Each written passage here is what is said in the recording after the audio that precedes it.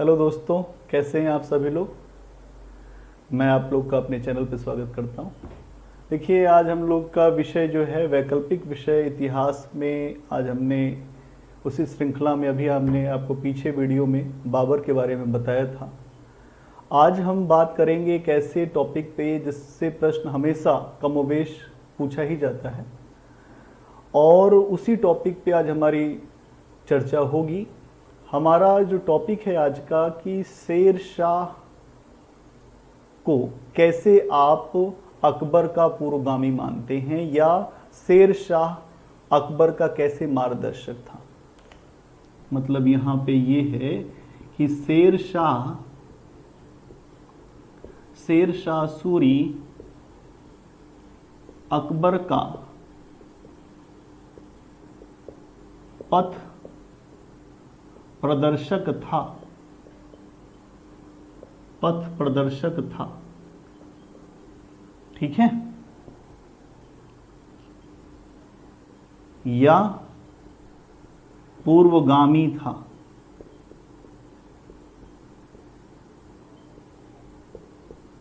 ठीक है, आज इस पे हमारा बात करना है कि ऑप्शनल हिस्ट्री में आप देखो कि किस तरह से हम चीज़ों को करें, कैसे हम उसको स्पष्ट करें। देखिए, ये प्रश्न जो इतिहास में मैंने मूल बात आपको बताई थी पहले भी, निरंतरता और परिवर्तन को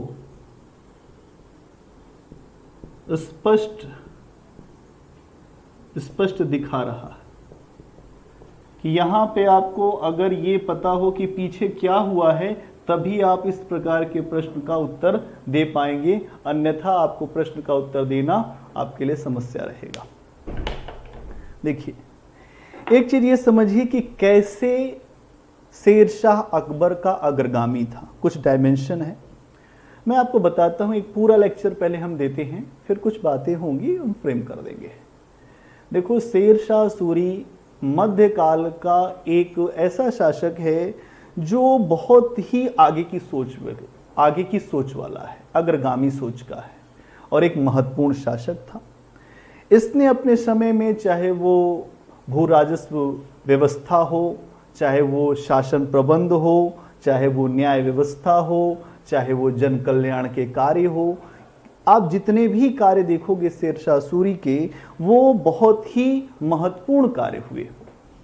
ठीक है, और प्रशासनिक क्षेत्र में भी उसने कुछ ऐसी व्यवस्थाओं को लागू किया जिससे इसका राज्य, जो सूरी वंश है, वो आगे बढ़ पाए। यहां समझना पड़ेगा कि इसने दिल्ली सल्तनत की जो व्यवस्था थी, इक्ता व्यवस्था, उसको भी संचालित किए रखा, लेकिन इक्तेदारों की शक्तियों को घटा दिया। ठीक है, तो इसने पीछे की चीजों को अपने प्रशासन में स्थान दिया और उसको अपने अनुसार परिवर्तित करने का प्रयास किया। और आगे चल के जब अकबर का समय आता है, या अकबर जब आता है 1555 में, आप देखोगे कि मच्छीवाड़ा का युद्ध होता है, और मच्छीवाड़ा के युद्ध के बाद जो है अफगान भारत से बाहर हो जाते हैं और फिर से मुगलों का राज स्थापित होता है। तो उसके बाद भारत में अकबर का समय 1556 से शुरू होता है। अकबर का जब समय शुरू होता है तो उसके पहले जो व्यवस्थाएं हैं वो शेर शाह सूरी के द्वारा स्थापित की गई थी। तो शेर शाह सूरी की व्यवस्थाएं अकबर को हर जगह मार्गदर्शन प्रदान करती हैं, और जिसकी सहायता से उसने अपने राज्य का संचालन किया। इसीलिए बहुत सारे इतिहासकारों का मानना है कि शेर शाह अकबर का पथ प्रदर्शक था या पूर्वगामी था। उम्मीद करता हूं समझ में आ गया होगा कि मैं क्या बता रहा हूं। दूसरी चीज, शेर शाह सूरी ने एक मजबूत सेना, एक मजबूत केंद्रीय सेना, जिसके अंदर घुड़सवारों की संख्या बहुत ज्यादा, और एक काम यह भी किया कि जो अफगान सरदार जो एक झंडे के नीचे आने के लिए तैयार नहीं थे, उन सभी अफगान सरदारों को एक झंडे के नीचे लाने का शेर शाह सूरी ने प्रयास किया, और उस प्रयास में सफल भी हुआ वो। ठीक है। और आप देखोगे कि अपने जनता के लिए न्याय करना, जनता के कल्याण के बहुत से कार्य करना, ये शेरशाह सूरी के व्यक्तित्व की कुछ अच्छाइयां हैं। जैसे आप देखोगे कि अस्पतालों का निर्माण करवाता है, अस्पतालों के निर्माण के साथ साथ जो गरीब लोग हैं उनको वहाँ पे मुफ्त इलाज मिलता है। इसके अलावा दीन दुखियों को दान दिया जाता है, सरायों का निर्माण करवाया गया। बहुत सारे कार्य आप देखोगे कि शेरशाह सूरी द्वारा किए गए, और ये कार्य ऐसे थे जिनका असर अकबर के ऊपर भी पड़ा। तो अकबर ने इसी प्रकार से अपने प्रशासन को चलाने के लिए जो शेरशाह सूरी द्वारा उच्च आदर्श स्थापित किए गए थे, उन आदर्शों को अपने राज्य के प्रशासन में स्थान दिया, ठीक है। और प्रजा कल्याणकारी वैसी ही नीतियां बनाई जो शेरशाह सूरी के समय से बनना प्रारंभ हुई थी, ठीक है। आप एक चीज और देखो कि जो शेरशाह सूरी जब आया तो उसने देखा कि भारत में जो समय भू राजस्व की व्यवस्था थी, जो लगान की व्यवस्था थी, बहुत ठीक नहीं थी।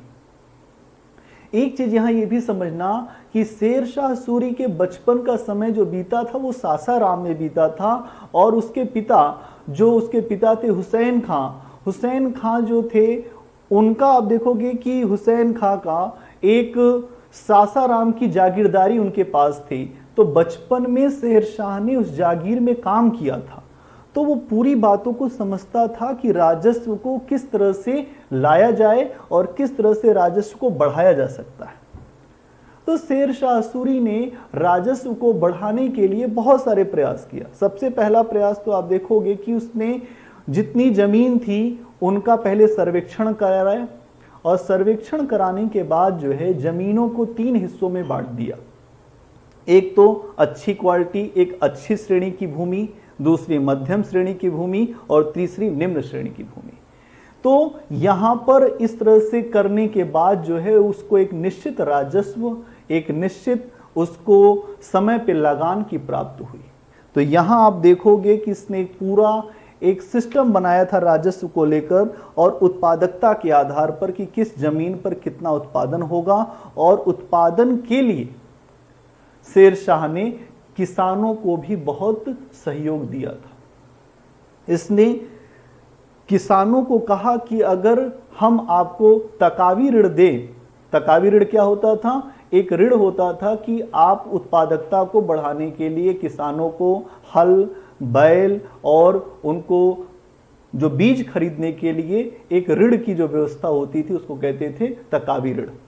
तो शेरशाह सूरी ने तकावी ऋण भी अपने किसानों को दिया, और आप देखोगे कि यहां पर सीधा संबंध किसानों के साथ विकसित किया।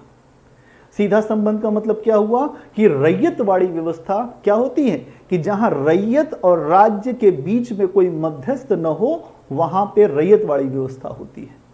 और इस प्रकार से आप देखोगे कि एक सीधा संबंध, रिलेशन स्थापित किया अपने जो किसान वर्ग के साथ, और इस सीधा संबंध स्थापित करने से जहां के उसके राज्य के किसानों की स्थिति अच्छी हुई, और राज्य में उत्पादकता और बहुत सारी चीजों में उन्नति दिखाई दी। यही चीज आपको अकबर के यहां भी दिखाई देगी। अकबर ने भी अपने समय में भूमि की पैमाइश कराई, पैमाइश के आधार पर, उत्पादकता के आधार पर जो उसने भी राजस्व का निर्धारण किया। इसके अलावा देखोगे इसने भी किसानों के साथ सीधा संबंध स्थापित किया। इससे हुआ क्या? इससे मध्यस्थ वर्ग, जो बिचौलिया वर्ग था, उसके शोषण से किसान जो है थोड़ा सा उनको राहत मिली कि ये जो बिचौलिया वर्ग है उसका शोषण अब नहीं झेलना पड़ेगा। ठीक है, तो यहां आप देखेंगे इस तरह से भी शेरशाह अकबर का आपको पूर्वगामी दिखाई दे रहा है।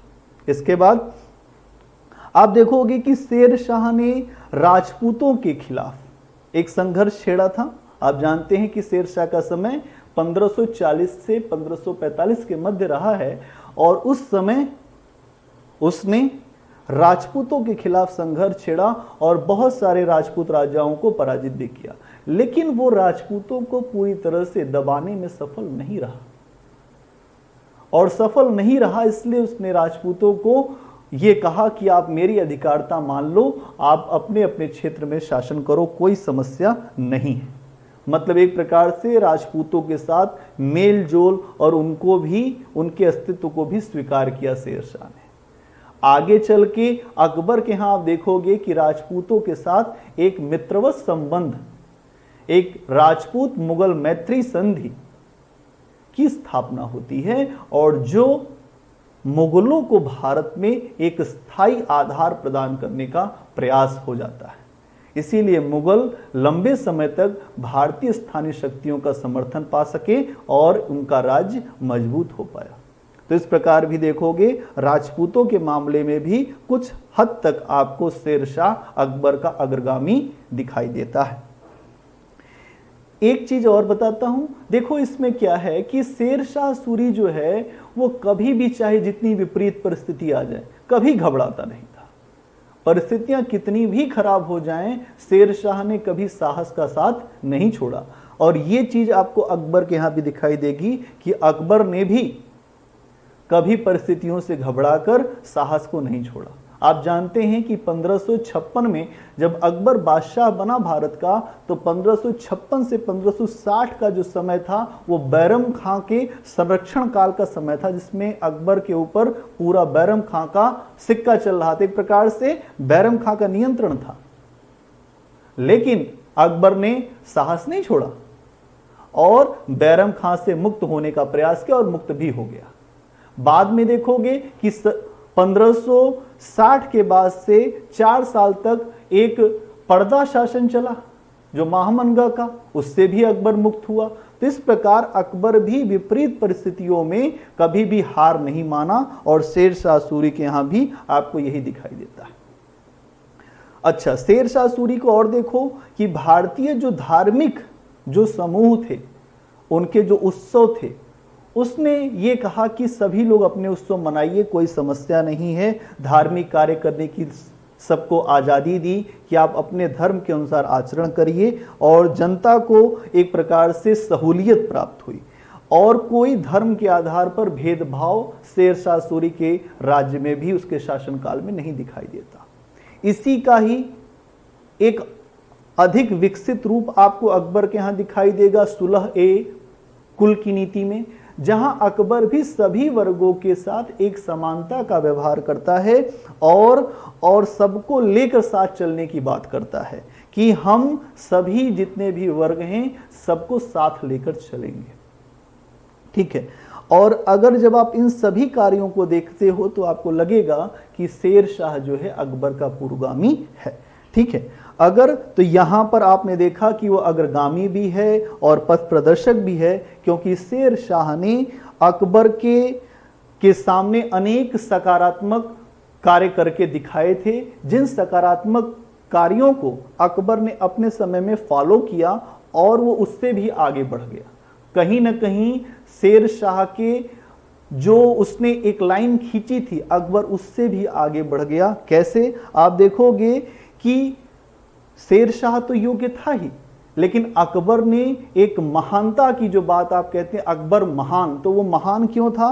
क्योंकि शेरशाह से अधिक वो प्रगतिशील था। जजिया कर आप देखोगे शेरशाह के समय लगा था, इसने जजिया कर को हटाया। आप जानते हो कि तीर्थ यात्रा कर को भी इसने हटाया था।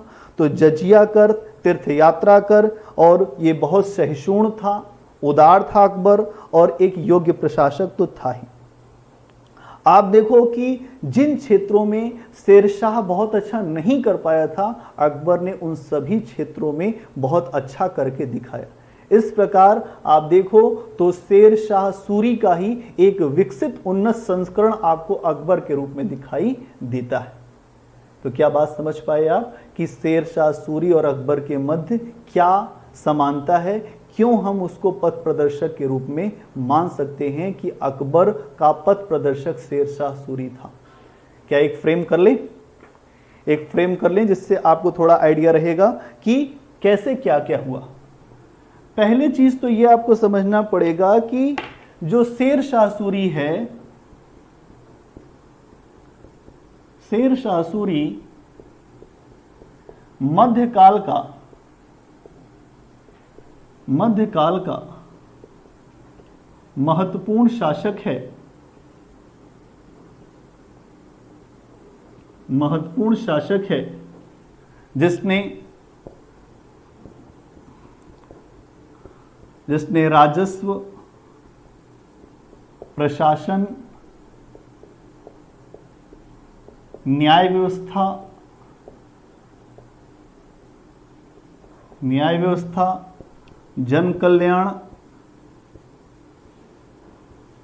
जन कल्याण आदि के अनेक कार्य किए।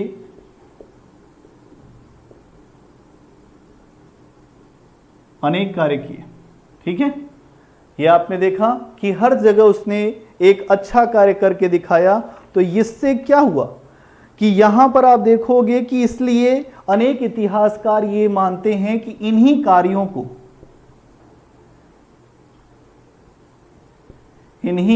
को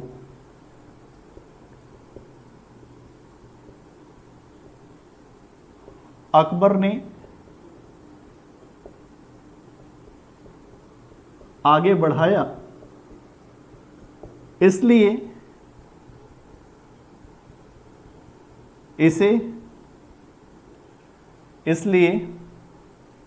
शेरशाह को अकबर का पूर्वगामी मान सकते हैं या मानते हैं। ठीक है,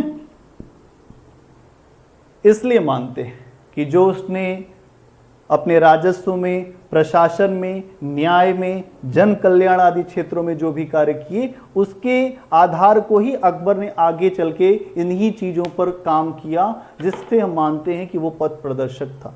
अगली बात देखो, यहां पे शेरशाह ने भी सैनिक व्यवस्था में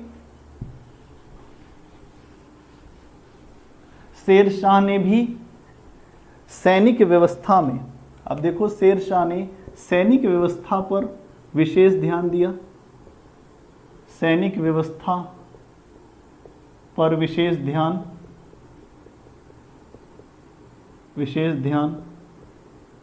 और विशेष ध्यान का मतलब यह रहा कि इसने एक मजबूत केंद्रीय सेना,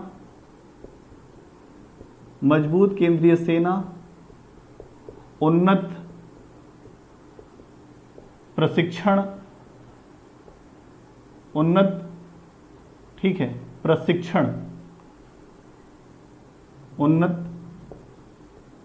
ट्रेनिंग, उनको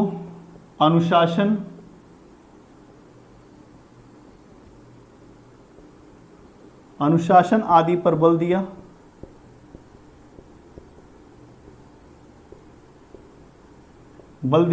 जिससे राज्य का विस्तार, यही चीज आपको अकबर के यहां भी दिखाई देगी। अकबर ने भी सेना पर विशेष जोर दिया।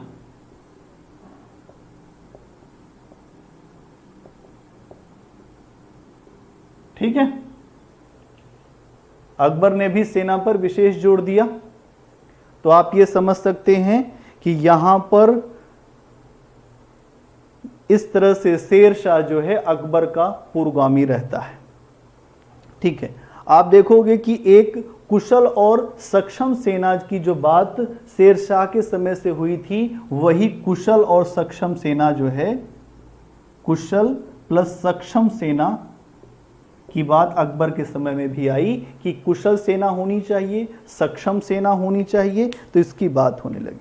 ठीक है, इसके अलावा राज्य के कार्यों को चलाने के लिए उच्च आदर्शों को, राज्य को भाई चलाना है, राज्य के लिए उच्च आदर्श शेरशाह के समय में और वही अकबर के समय में भी आपको दिखाई देंगे।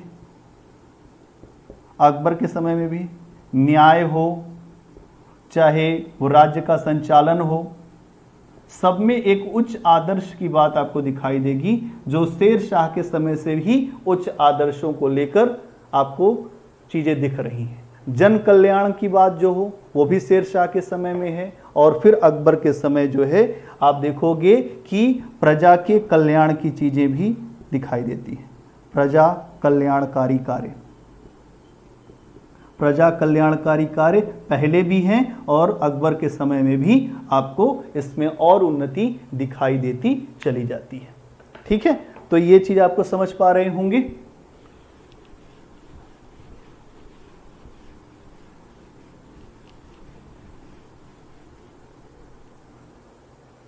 ठीक है, आप देखो कि शेर शाह सूरी ने जो है भू राजस्व के क्षेत्र में, शेर शाह ने भूमि राजस्व के क्षेत्र में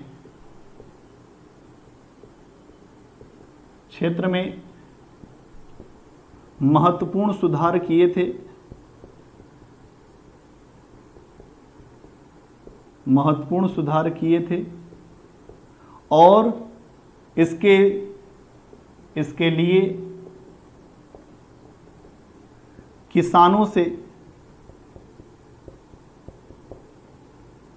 किसानों के साथ सीधा संबंध स्थापित हुआ था। सीधा संबंध स्थापित किया गया। ठीक है, सीधा संबंध स्थापित हुआ, अर्थात रैयतवाड़ी व्यवस्था। जमीन या भूमि तीन हिस्सों में बटी।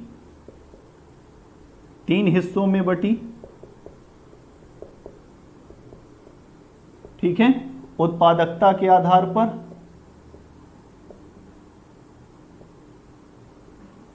पर भूमि सर्वेक्षण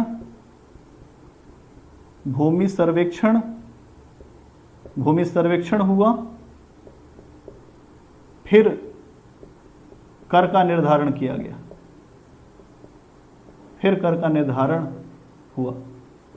ठीक, उत्पादकता को बढ़ाने के लिए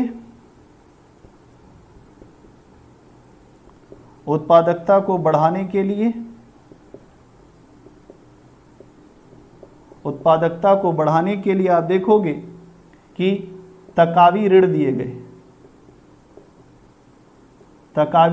गए। ये क्या होता है? इसका मतलब यह है कि हल, बैल, बीज जो लेना है आप लो, और अपना उत्पादन के लिए, तो एक प्रकार से उत्पादन के लिए प्रोत्साहन दिया गया। उत्पादन के लिए प्रोत्साहन दिया गया। ये सभी चीजें आपको अकबर के यहां दिखाई देंगी। अकबर ने भी रैयतवाड़ी व्यवस्था को अपनाया,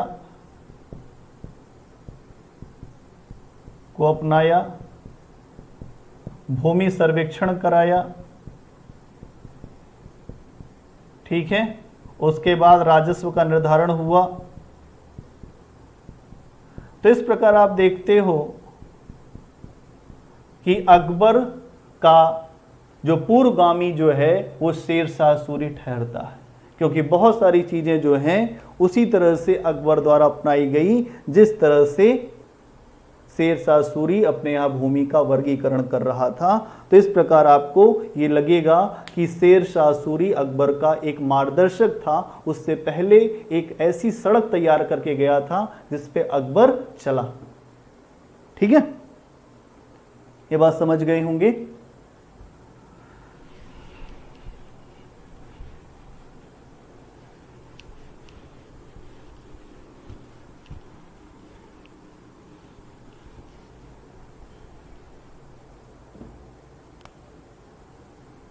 देखो, राजपूतों को लेकर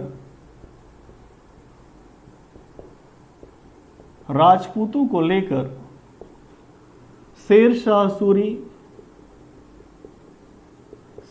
सूरी ने कई अभियान किए थे।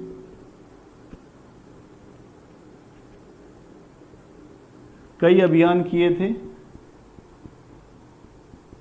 थे और वह उसमें सफल भी रहा, और वह सफल भी हुआ,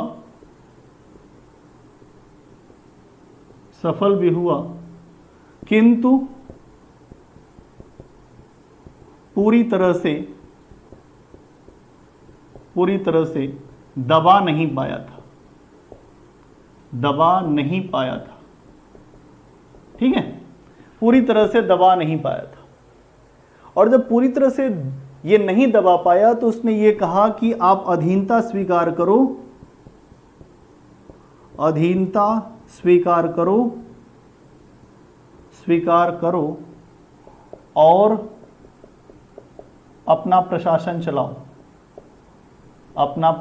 चलाओ, कोई समस्या नहीं।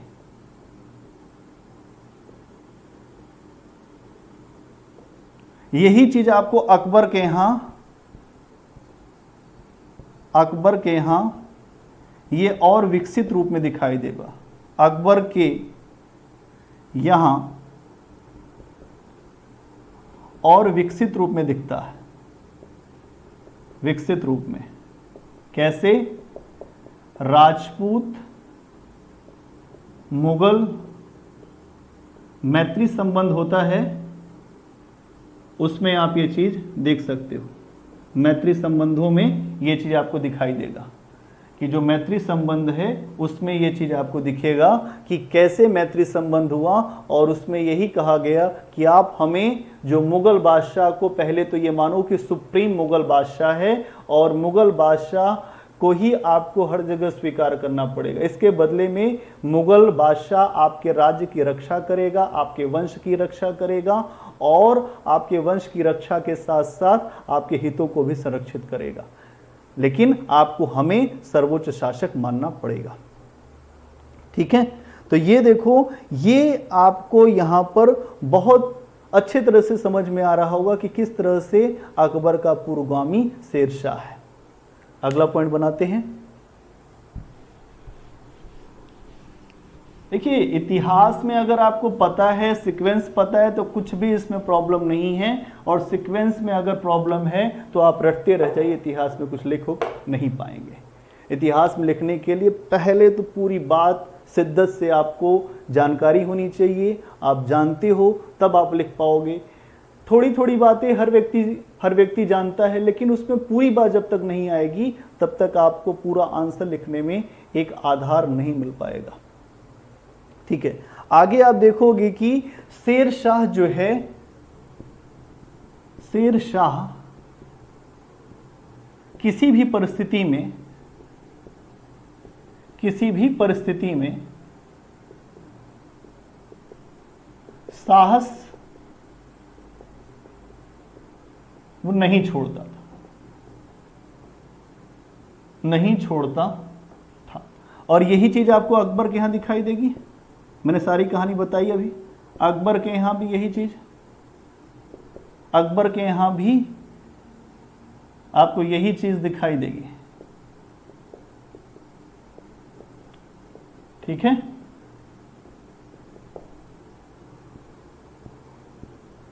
अकबर के यहां भी आपको यही चीज दिखाई देगी। और आप ये देखेंगे कि शेरशाह अपनी गैर मुस्लिम जनता के साथ भी, जो शेरशाह ने गैर मुस्लिम जनता को, अर्थात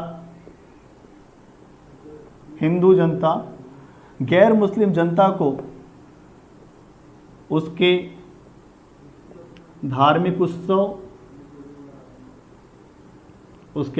उत्सव, ठीक है, धार्मिक कार्य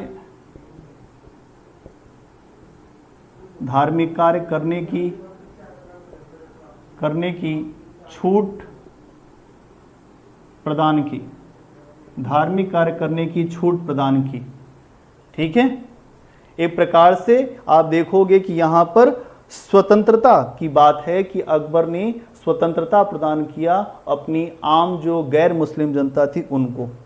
यही चीज आगे चलकर अकबर ने भी इन्हीं तत्वों से सीख प्रदान की, इन्हीं तत्वों से सीख ली और अपने राज्य को उसी आधार पर, इन्हीं आधारों पर विकसित किया। और ये देखोगे कि इसने भी अपनी जनता को स्वतंत्रता दिया और धर्म के आधार पर कोई भेदभाव नहीं किया और सुलह एक कुल, यहां एक नीति है सुलह एक कुल, सुलह एक कुल की नीति का पालन किया, सुलह एक कुल की नीति का पालन किया। ये आपको समझना पड़ेगा, सुलह एक कुल की नीति का पालन जो कर रहा है अकबर, उसके पीछे शेर शाह का ही मोटिवेशन इसको मिल रहा है। ठीक है, तो आपने देखा कि इस प्रकार जो है शेर शाह सूरी अकबर का पूर्वगामी आपको दिखाई देगा, एक पथ प्रदर्शक, एक मार्गदर्शक के रूप में आपको दिखाई दे रहा है। तो आप यहाँ पे एक निष्कर्ष दे सकते हैं, इस प्रकार आपको दिखाई देता है कि अनेक सकारात्मक तत्व उसने शेर शाह से अकबर ने लिया था, लेकिन अकबर जो है शेर शाह से भी आगे बढ़ा हुआ था, क्योंकि वो देखोगे कि उसकी जो सोच थी वो और प्रगतिशील था। अकबर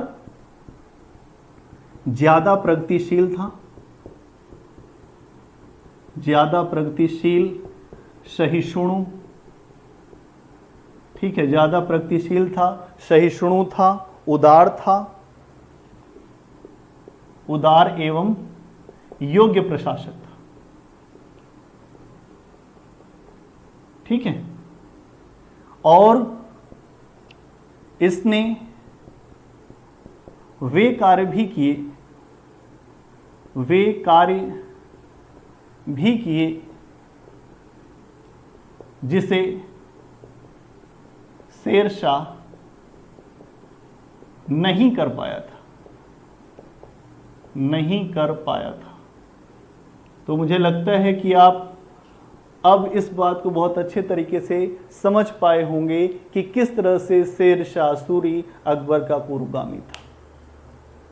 ये टॉपिक बताने का केवल इतना मतलब था कि आप ये समझ पाएं कि जो तुलनात्मक अध्ययन का विषय इतिहास है, अगर आप तुलना करके चीज़ों को समझना जान जाओगे तो आपको कोई प्रॉब्लम नहीं होगी। आप देखो कि शेर शाह सूरी ने जितनी भी चीज़ें, आप देखो कि इसने दिल्ली सल्तनत की चीज़ों को लिया। ठीक है, अब शेर शाह सूरी के अगर आप चाहे वो एग्रीकल्चर के सुधार देख लो, चाहे उसने जो एग्रीकल्चर में किया, भू राजस्व के क्षेत्र में किया, ये सभी सुधार आप देखोगे तो उसके सामने पीछे दिल्ली सल्तनत का केवल एक सुल्तान है जो उसके सामने थोड़ी सी तुलना उससे हो सकती है, फिरोज शाह तुगलक से। अन्यथा दिल्ली सल्तनत में कोई ऐसा सुल्तान नहीं है जिसकी तुलना शेर शाह से हो सकती है। उसकी सभी क्षेत्रों पर आप देखो, उसने सभी क्षेत्रों पर काम किया। समय केवल 5 साल, 1540 से 1545 का समय था, लेकिन इतने कम समय में भी आप देखोगे कि इसने पूरा अपने यहाँ एक ऐसा प्रशासनिक सिस्टम तैयार किया जिस सिस्टम पर आगे चलकर अकबर जैसे महान शासक ने एक उसका और विकास किया और मुगलों की नींव को और ज़्यादा मजबूत कर दिया। तो आज केवल इतना ही, एक छोटा सा टॉपिक हमने उठाया था। धन्यवाद। आप सभी अपना ध्यान रखिए और फिर हम अगले लेक्चर में मिलेंगे। Thank you.